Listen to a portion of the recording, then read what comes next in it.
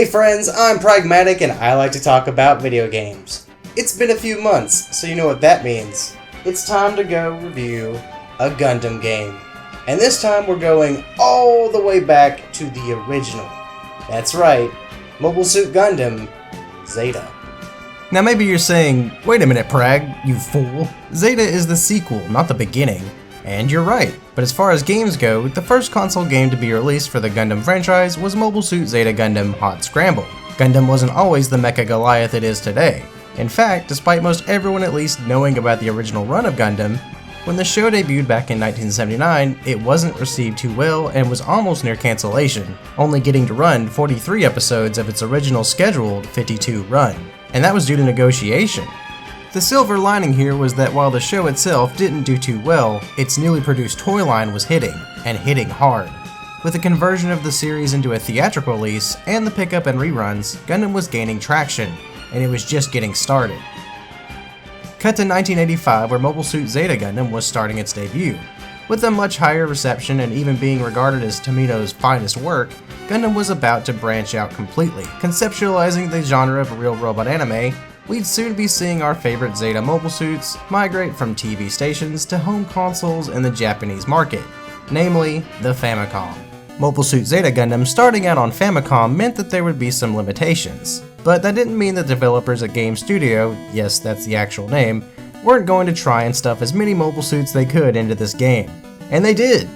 The title screen not only gives you the overall story of Mobile Suit Zeta Gundam, but also shows you just what you'll be up against, which is to say, a full series of mobile suits ranging from the Hyzak all the way to the Pallas Athene, or Pallas Athena. I don't really know what it's called. You hear that? Even you're in this game. Be sure and pay attention to some of those details of each mobile suit, because it's kind of important.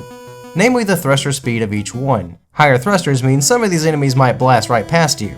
This may even be one of the first examples of machine specs for these particular mobile suits in existence.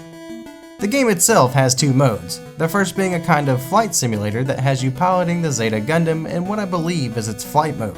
Mobile suits of different varieties will enter your targeting range in an attempt to hinder you from making it to outer space, which I guess is something the Zeta Gundam might be able to do. And like I said before, the varying mobile suits have varying difficulties, with Hyzaks on gliders being easy targets to later series mobile suits being faster and more deadly. After some dogfights, you'll soon be leaving Earth's gravity to battle in space. This is very much like the actual Zeta series itself, but depending on the stage you're on, you'll be fighting your way through more mobile suits as you make your way to either a space colony or asteroid that houses the Grips or Axis fleet. From there, the game changes completely, turning from a flight shooter to a platformer. And this is where the real fight begins. You'll be in the enemy's territory, so expect mobile suits to be around every corner as you shift into a platformer type game. The damage you took in the travels to get here also carries over, so make sure you're good on health before searching for the area's core. In this mode you can switch between the Zeta Gundam and the Zeta flight mode form, which will help you to get to higher elevations.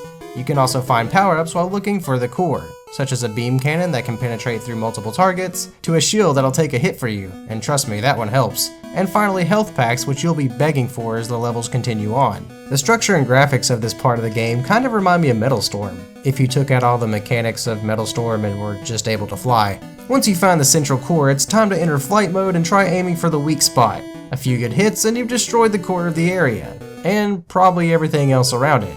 Which I can understand maybe destroying Axis, but a random space colony that might house actual people? When the big point of Zeta Gundam was to not stoop to the levels of the Titans and with gassing and destroying colonies. There's a lot to take from here, so maybe just assume the colony was empty like Side 4. But anyways, after that, the cycle begins again, with new colors! But with each new cycle comes more mobile suits, and more challenges. You can really feel the tweak to difficulty the further you progress, until the last few levels leaves you at the mercy of the enemy onslaught. I felt that at this point it was more practical to evade enemies rather than engage them. The first part of the game doesn't bring you a whole lot of benefit from fighting enemies, and when up against the mobile suits with such high thrusters and damage, there's almost no chance of you to even get a shot in on them. And this comes coupled with the threat of you having to face a higher classed mobile suit that has to be beaten before you can progress. Keep in mind that all the damage you take during the flight from Earth to space and to the final mobile suit all carries over to the final part of the cycle. And that may sound pretty unforgiving, but it's certainly not impossible. There aren't any lives in this game, so getting shot down simply means hitting continue at the start screen and restarting the level you were on. So at least you're not feeling drained from having to start all over again. Having a crutch like an infinite continue system is a godsend when challenging the slog through the final segment to find the core. And depending on how much damage you take in the final levels, it may be more beneficial to just run towards the end, as it's really the easiest part of the whole cycle. Rinse and repeat for 16 total cycles and you completed the game. Well, sort of. While the official ending comes at 16 cycles, the game will continue from there and continuously loop and randomize your encounters, which does make for a bit of replayability. But seeing as it's just the same thing as always, it doesn't bring much more to the table. For a first attempt at a Gundam game, I'm pretty impressed. Even though there may not be a whole lot of content in this game, it's neat just to see how much stuff from the series they tried to pack in. And there's something to be said about the randomization of every cycle that doesn't make it feel like every other cycle. Hot Scramble has its fair share of difficulty, and I even found myself eager to try again after getting shot down. In the music aspect of this game, it doesn't have the most powerful soundtrack, only spanning about 4 or 5 songs, but they are pretty catchy and pleasant to listen to while you're flying around. And this may be due to some of the tunes being 8-bit renditions of tracks from the TV series itself.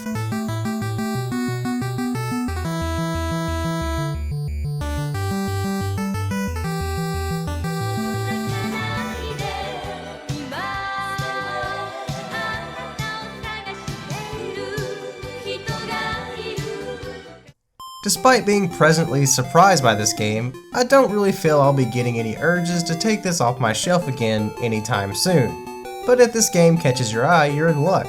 A copy of Hot Scramble isn't too hard to obtain, and certainly not very costly. While there are copies with an English translation that officially exist, only about 1,000 copies were ever made. Which makes me wonder about my own copy, as it was in English. But considering I spent about $10 in Japan, it's hard to say whether the copy has been tampered with in some way. But aside from the intro and a few bits here and there, you won't need the English version anyway. Hot Scramble helped open the way for the Gundam games we have today. While boosting nothing super impactful, the amount of detail put into this small little cartridge should be enough to make any Gundam fan happy. I hope you'll check it out and see if you can get through those 16 cycles. God knows it took me a few tries. Thanks for watching.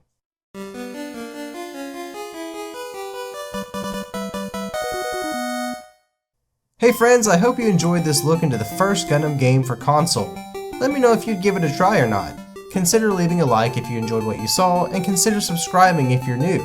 As always, have a great day, stay safe, and keep it practical.